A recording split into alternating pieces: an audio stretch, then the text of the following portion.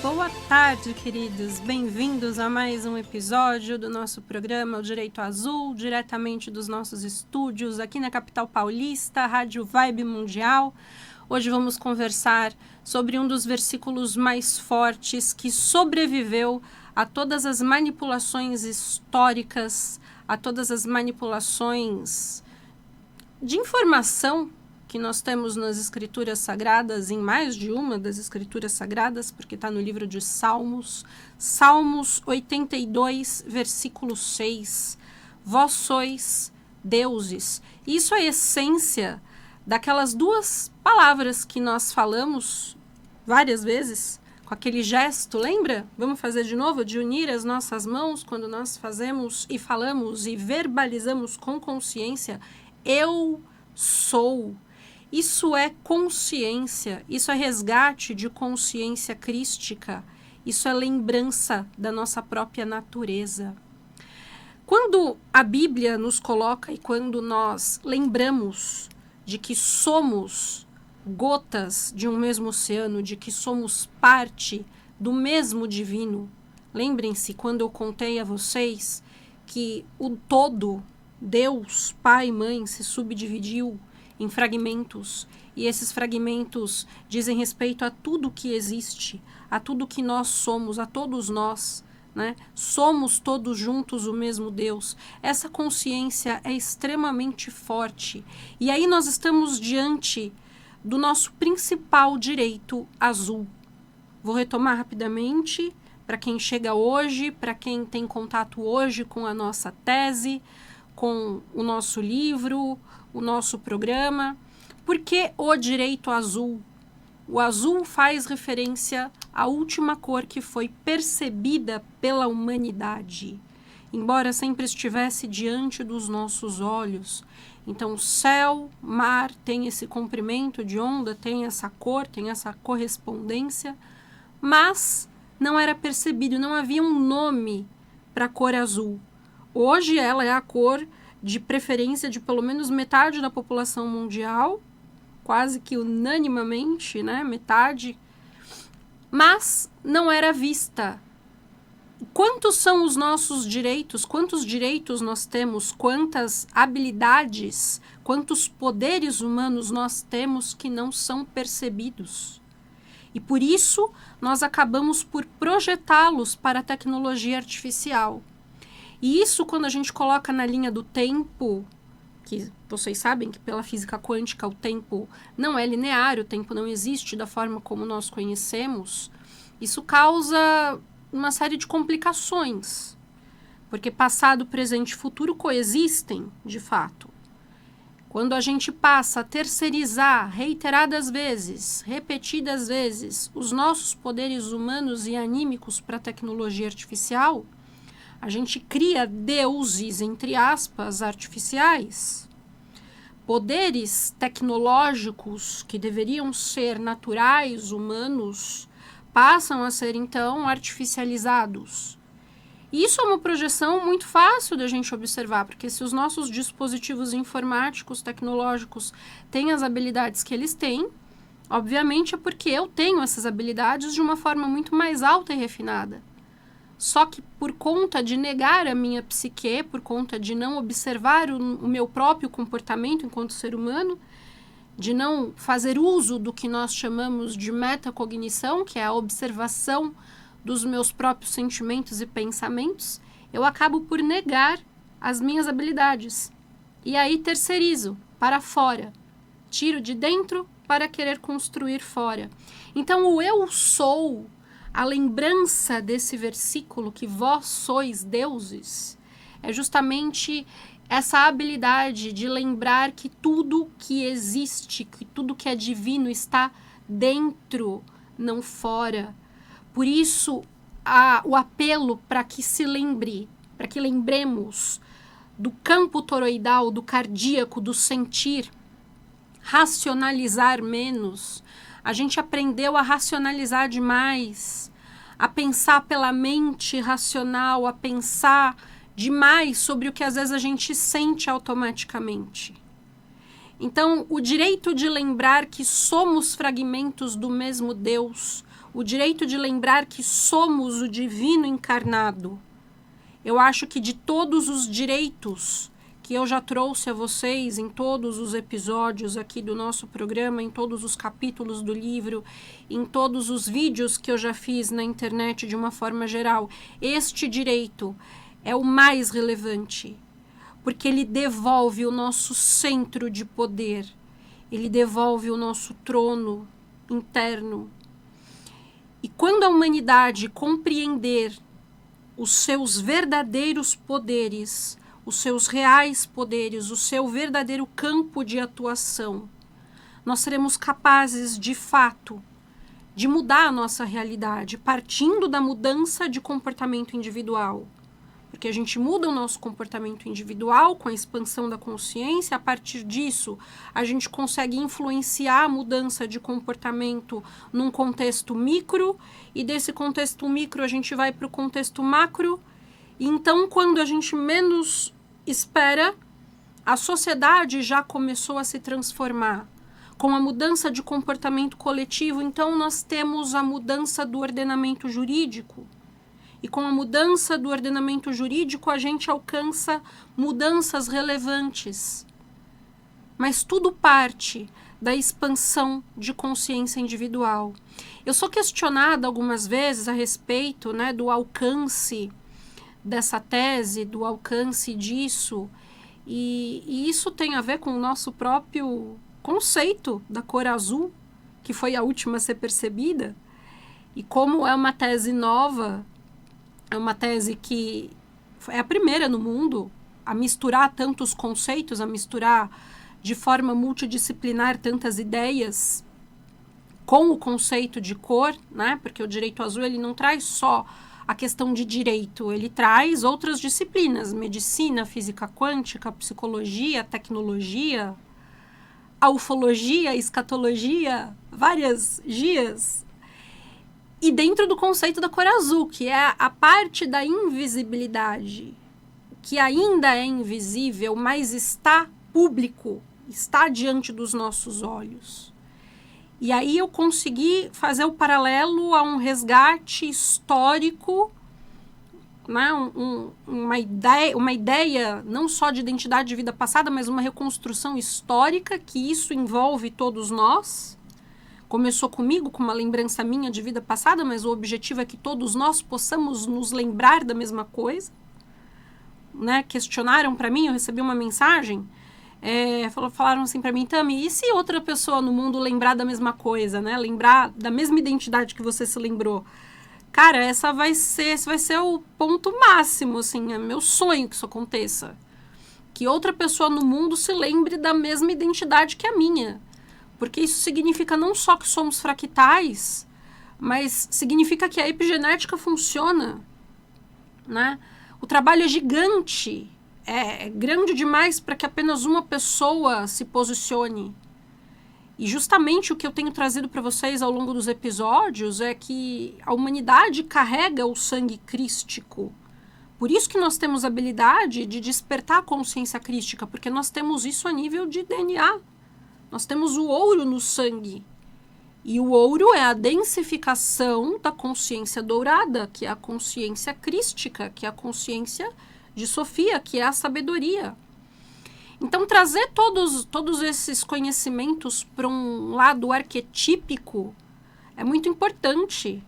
Nós estamos hoje fazendo uma espécie de encerramento nessa temporada de O Direito Azul. Eu havia prometido para vocês que o nosso conteúdo passaria a ficar um pouco menos denso, então a partir do programa que vem nós vamos caminhar um pouco mais dentro da realidade, dentro do cotidiano, dentro de fatos que são mais ligados à nossa convivência, né, mais no plano terrestre, vamos chamar assim. O conteúdo até hoje ele foi bem denso, ele foi bem místico, bem simbólico, porque precisava ser assim. As informações, muitas delas novas, muitas sem amparo, digamos assim, acadêmico. Eu fui muito questionada disso, falei, Tami, de onde você tirou essa ideia? E quando você trabalha com canalização direto da fonte, é complicado de você citar outras fontes. Muitas informações que eu trouxe a vocês foram canalização direta. Por mais que existam estudos da gnose, por mais que existam estudos de outros lugares, eu mesma nunca tinha lido.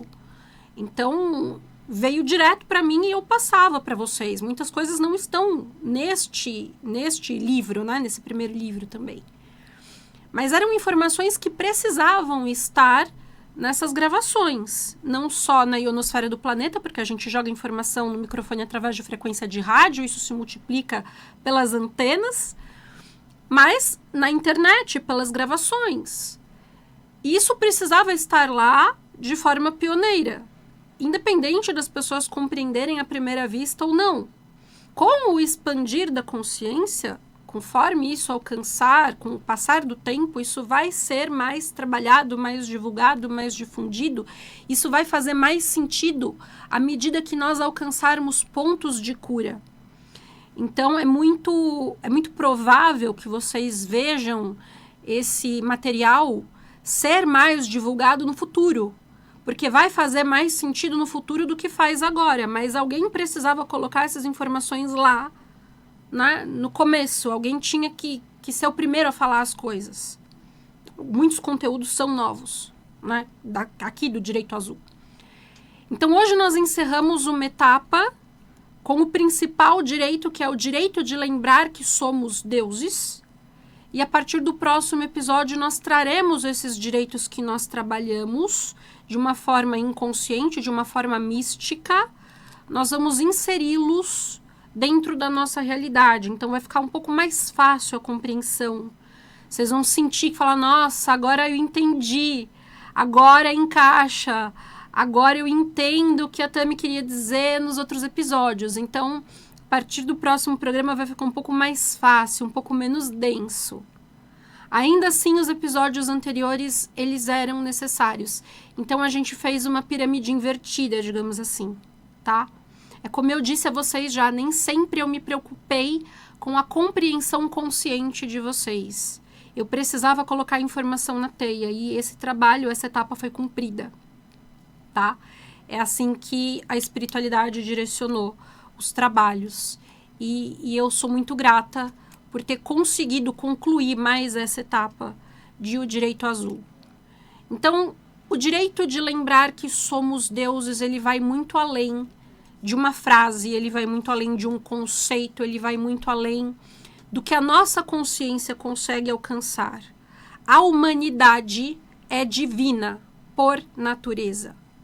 Nós nos acostumamos a enxergar o divino de uma forma externa, a buscar fora, a dobrar os joelhos e fazer uma oração, pedindo a divindades, a santos, a seres, a consciências externas, pedir a essas consciências proteção, ajuda, uma infinidade de pedidos. Quando, na verdade, tudo que existe, tudo que é necessário, tudo que tem efetivamente poder, sempre esteve dentro. E esse é o maior, não só direito, mas o maior desafio, aquilo que foi tirado de nós ao longo da Era de Peixes. Isso foi, eu gosto de usar a palavra sequestrado, porque é uma palavra menos forte, né, mais elegante. Isso foi sequestrado, a coroa crística foi tirada da humanidade, foi colocada apenas em uma cabeça, na cabeça de um único ser. E a ideia dele nunca foi essa. Isso causou um estrago, mas isso foi necessário, isso foi aceito para que nós amadurecêssemos. E nós chegamos, através do sofrimento, ao longo desses 2000 anos, com o sofrimento nós alcançamos também um grau de maturidade. Então as almas que estão hoje neste planeta encarnadas, elas são almas sofridas, elas são almas que passaram já por muita coisa.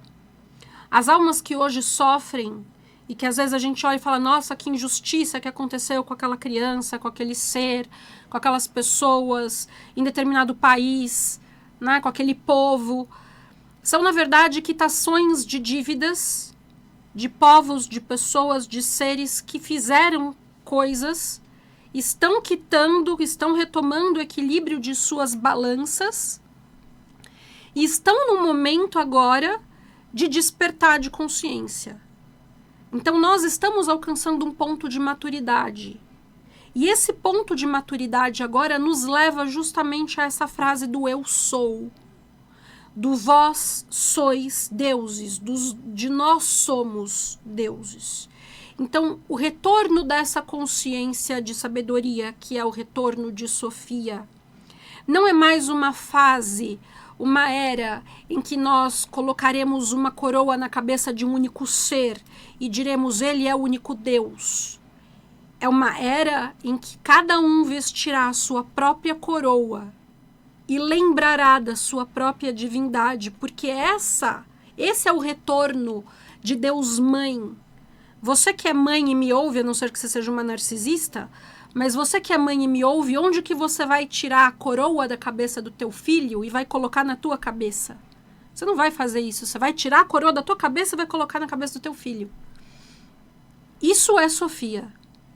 Então, Sofia não está aqui para ser idolatrada, para ser reverenciada, ela está aqui para te ajudar a lembrar e para se manifestar através de todos, para acender a centelha divina através de todos.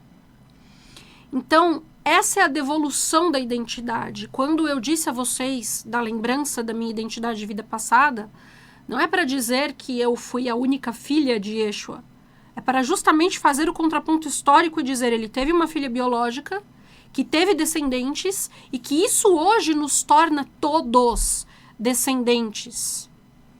Então você tem que lembrar que você é descendente. Quando você fala que você é filho de Jesus, isso não é um ponto de fé, isso é um ponto fático. Você tem isso no seu sangue, e isso te permite acessar a consciência crística. Isso é o lembrar de que você realmente é um Deus encarnado. Só que isso te traz uma responsabilidade de atuação.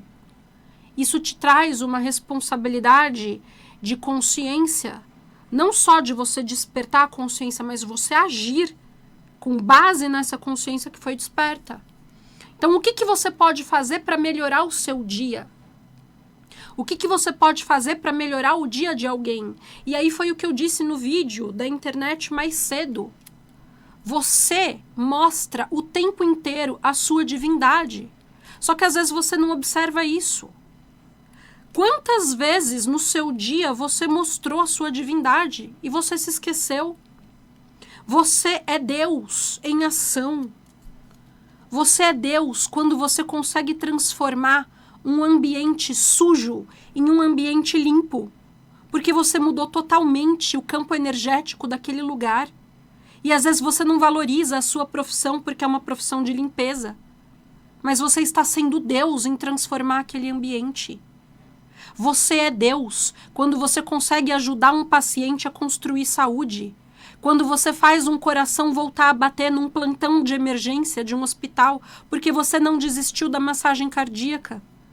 Você é Deus quando você ensina o alfabeto, quando você alfabetiza alguém que não sabia ler e escrever. Você é Deus quando você consegue elaborar uma receita de um alimento, transformar vários ingredientes em uma receita. Você é Deus quando você consegue fazer uma pessoa que estava triste sorrir. Você é Deus quando você muda a energia de um ambiente. Você é Deus em ação quando você traz a este mundo uma nova vida através de uma gestação. Você é o próprio Deus em ação quando você vence os seus desafios, quando você supera as suas dificuldades, quando mesmo triste você levanta a sua cabeça e vai enfrentar o mundo dia após dia. Você é Deus toda vez que você se supera e encara as suas adversidades. A humanidade é fantástica. A humanidade brilha, mesmo quando ninguém está vendo. E esse é o maior direito que precisa ser devolvido. Esse é o maior direito que nós temos para lembrar a nossa própria divindade, o retorno da nossa própria consciência, porque isso vibra em nós, isso vibra nas nossas células, isso só precisa ser despertado. Esse é o acordar coletivo. Esse é o arrebatamento do que nós chamamos de igreja. Não esperem outra volta de Jesus que não seja essa. Que não seja o retorno dessa mensagem, que é uma mensagem viva, que é uma mensagem coletiva. Porque o campo é vivo. A história, o conto de fadas, a narrativa da qual vocês me questionam várias vezes se é legítima, se é verdadeira, se é falsa, se as minhas memórias de vidas passadas são verdadeiras, se são coisas fruto da minha imaginação, se são legítimas ou não, isso é o de menos. O campo energético legitima. Nós vamos reformar todo o conceito probatório. O Direito Azul veio para isso. Vamos reorganizar tudo o que o direito chama de cadeia de inferência epistêmica. Vamos reorganizar tudo o que nós entendemos hoje de forma conceitual, teórica e dogmática. Porque o campo traz as informações legítimas. O campo vai mostrar a verdade, mas para isso nós temos que lembrar de quem somos e assumir esse poder, porque ele vibra em cada uma das nossas células. Esse é o retorno de Sofia. Esse é o resgate, o acordar da consciência. Esse é o arrebatamento. E nós nunca mais podemos permitir que ninguém se coloque como sendo o único Deus, porque deu um trabalho gigantesco ao longo desses séculos para que nós trabalhássemos a miscigenação do sangue dourado. Deu um trabalho gigantesco ao longo desses séculos para que nós inseríssemos a centelha divina em cada ser. Não foi para chegar agora e um único ser anticrístico se declarar egoicamente como sendo o único salvador. Não permitam mais que isso aconteça. Nós estamos aqui para devolver o que é de direito da humanidade. E nós precisamos que seriamente isso seja reconquistado. Certo? Queridos, eu preciso que vocês assistam os demais episódios de O Direito Azul. Estão todos disponíveis no YouTube, tanto da Rádio Vibe Mundial, quanto do canal O Direito Azul. E todos os conteúdos que tiver o nome O Direito Azul na internet, além de marca registrada e copyright, é material nosso, ok? Sexta que vem, nós começaremos então uma nova temporada mais leve, mais tranquila e mais fácil de ser digerida. Espero por vocês na sexta que vem. Um beijo e até lá!